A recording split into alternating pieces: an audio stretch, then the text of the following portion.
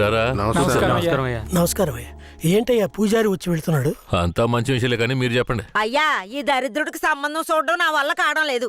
ఈ పిల్ల తప్పితే ఇంకొత్తు దొరకదు. మీరు హామీ ఇస్తేనే పిల్లనిస్తానని కరాఖండిగా చెప్పేశాడు పిల్ల తండ్రి. వీరయ్య, మనం చేసే వృత్తి ఎలాంటి వృత్తో నీకు బాగా తెలుసు. ఈ లోకం దృష్టిలో మాత్రం అది చాలా నీచమైంది. అలాంటప్పుడు మనవాళ్లే నీకు పిల్లనివ్వను అంటే ఏంట్రా అర్థం? అయ్యా, నువ్వు చెప్పేదాన్ని బట్టే ఉంటది. ఒరే, ఇక బుద్ధిగా నడుచుకుంటానని నోరు తెరిచి ఐకి చెప్పరా. కేశవరాయుడు, ఇక నుంచి అమ్మాయిల విషయంలో నీలాగే నడుచుకుంటాను. రేపే నిశ్చితార్థం పెట్టుకుందామని పెళ్ళింటికి కబురు పంపండి. అలాగేనయ్యా. వెళ్ళండి. కేశవరాయుడు మాట్లాడే రేయ్, దించరా, దించరా. ఉండయ్యా, నీకెప్పుడు సరదాలే. అయ్యా, మిమ్మల్ని వెతుక్కుంటూ వస్తున్నానయ్యా. ఏమైందంటే? నాకు వేరే గత్యంతరం లేక చిన్న వయసులోనే నా మనవరాన్ని తీసుకెళ్లి బుమారావు దగ్గర పనికి పెట్టాను. సరే, ఆ అమ్మాయి పెద్ద మనిషి 10 ఏళ్ళైందయ్యా. పోయిన నెల వరకు వెళ్లి చూసొచ్చేవాడిని. ఈ రోజు నా మనవరాన్ని చూడ్డానికి వెళ్తే తనివేశారయ్యా. చుట్టుపక్కల ఉన్న వాళ్ళని విచారిస్తే నా మనవరాల్ని బయట ఊరోళ్ళకి అమ్మేస్తారంటయ్యా. మీరేనయ్యా నా మనవరాల్ని ఎట్టైనా కాపాడాలి. పర్లేదు పెద్దాయనా, మేము అర్జెంట్ గా పని మీద వెళ్తున్నాం, రేపు చూసుకుందాంలే. అలాగా నేను చచ్చిపోతానయ్యా. నీ కాళ్ళు కూడా అయ్యో పట్టుకుంటాను. పెద్దాయనా, నీ కాళ్ళ మీద నేను పడతాను, మమ్మల్ని వదిలేయ్. రేయ్, నువ్వు డైరెక్ట్గా అక్కడికి వెళ్ళరా. పెద్ద ఆయన బాధపడుతున్నాడుగా, వెళ్ళి వాళ్ళ సంగతి ఏంటో చూసి వస్తాను. నువ్వు వచ్చి పెద్ద మనిషిలా కూర్చుంటావని నిశ్చితార్థానికి ఏర్పాటు చేశాం. ఇప్పుడు నువ్వు రాకపోతే దాని బాబు పిల్లని మొండికేస్తాడు. రాకపోతేనే కదా. నువ్వు వెళ్లేలోగా నేను వచ్చేస్తాను. మనల్ని నమ్మొచ్చాడు, వెళ్ళొచ్చేస్తాను. అయ్యా, బండెక్కండి. చాలా సంతోషం అయ్యా. నువ్వు వెళుతూ ఉంటా, నేను వచ్చేస్తాను.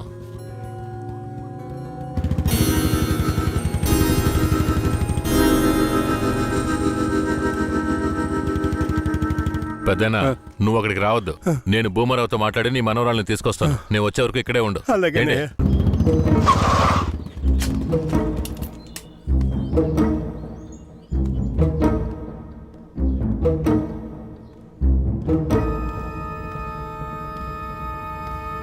రా కేశవరాయుడు, ఏం కావాలా?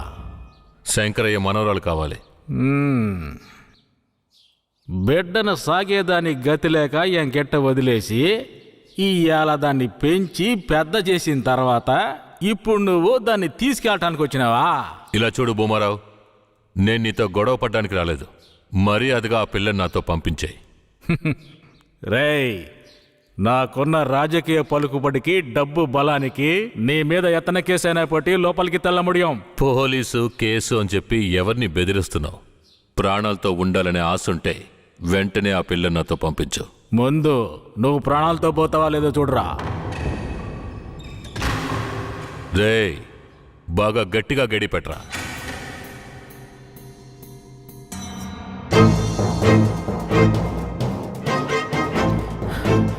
డేయ్, వాంగడా.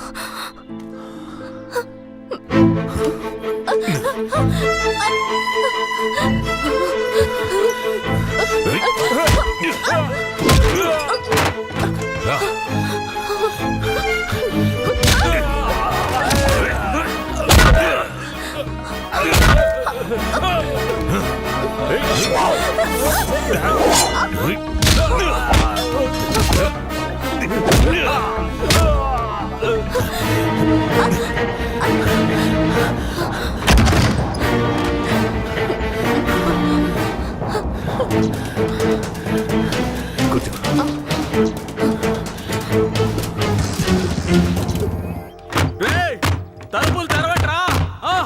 రేయ్ ఎక్కడికి పోయి చచ్చారా?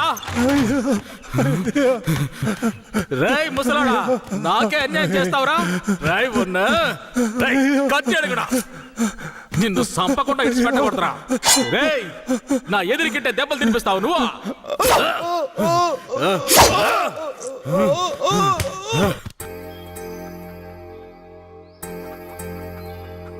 ఇక మీద కేశవరాయుడు వస్తాడని నమ్మకం నాకు లేదయ్యా. అదేంటయ్యా అంత మాటనా? అతను వస్తాడన్న నమ్మకంతో నీ నిశ్చితార్థం పెట్టుకున్నా. నిశ్చితార్థం తర్వాత ముందు ఆ కేశవరాయుడు రాని. ఆయన వస్తాడులే. ఆయన వచ్చేలాగా ఒకసారి పిల్లని చూపించవచ్చు కదా. రానివయ్యా. కాపురం చేసేది నేనా లేక కేశవరాడా? కాపురం చేసేది నువ్వైనా నిన్ను నమ్మి ఎవడయ్యా పిల్లనిస్తాడు? ఎందుకు పనికిరాని నీకు పిల్లనివ్వడమే చాలా గొప్పయ్యా. అలా తీసేసినట్టు అసహ్యంగా మాట్లాడు. ఆ రోజే పూజారి చెప్పాడయ్యా నీ కొడుకు బాగోతం అంతా. ఏం చెప్పినాడు? ఏం చెప్పుంటాడో బోర్డు నీకు తెలీదా? అరే ఏంటి ఆ విషయం నీకు తెలుసు కదా, మరెందుకు నన్ను పిలిపించి అవమానిస్తున్నావా? ఏంద్రా? వయసులో పెద్దోడు అనుకుంటే ఇలా అవమానిస్తావా? Hello police స్టేషనా? నా భూమారావు పేసురే.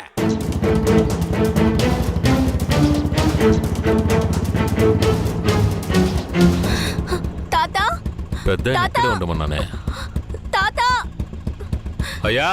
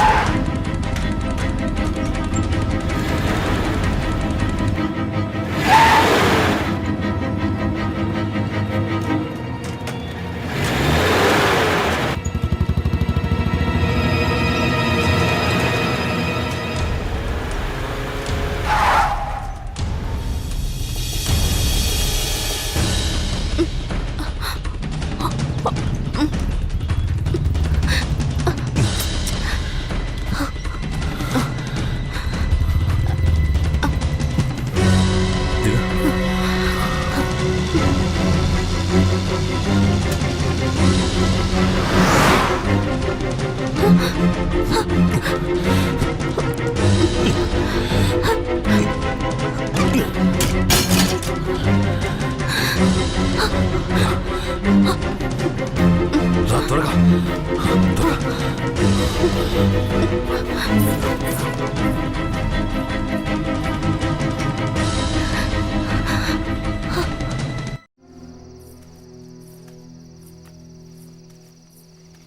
కూర్చో.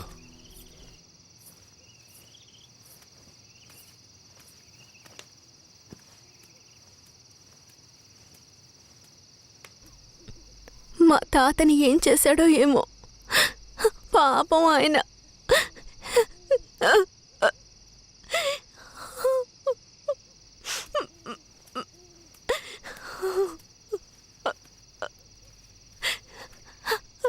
ఎందుకు ఏడుస్తున్నావు? ఆయనకేం కాదులే. 5 ఏళ్లప్పటి నుంచి నన్ను పెంచిన భూమారావు కూతుర్లా పెంచి నన్ను ఇప్పుడు బొంబాయిలో అమ్మాలని చూశాడు. వాడిలా నడుచుకుంటాడని నేను అస్సలు ఊహించలేదు. వాడిని తలుచుకుంటేనే భయం వేస్తోంది. నువ్వేం భయపడకు. నన్ను దాటుకుని వాడు నిన్ను ఏమీ చేయలేడు. లేదు, ఇకపై నేను బతికి ప్రయోజనం లేదు. ఏటైనా వెళ్ళి చచ్చిపోతాను. నువ్వెందుకు చావాలి? నా వాళ్ళంటూ నాకెవరూ లేరు. నేనేమైనా చచ్చిపోయినా నువ్వు ఒప్పుకుంటే నేను నిన్ను జీవితాంతం నా పెళ్ళంగా కాపాడతాను. ఏమంటావు?